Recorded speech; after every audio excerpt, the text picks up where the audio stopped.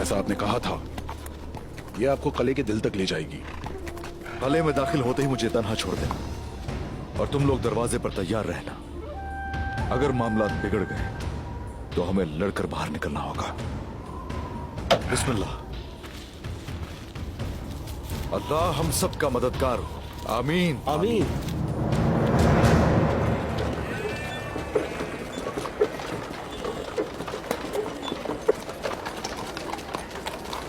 उस्मान के साथ कुछ सिपाही भी गए हैं।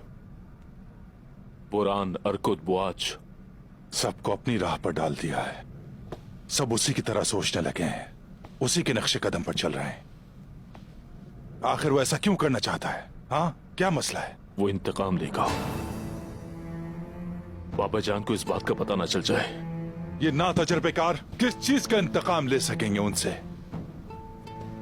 उसने अब्बास के इंतकाम की जिम्मेदारी खुद उठा ली है। उस्मान पर जिम्मेदारी तो जरूर बनती है, और वो जिम्मेदारी है, अगर वो कबूल कर ले तो ठीक है। अब्बास के साथ जो हुआ उसका जिम्मेदार उस्मान ही है।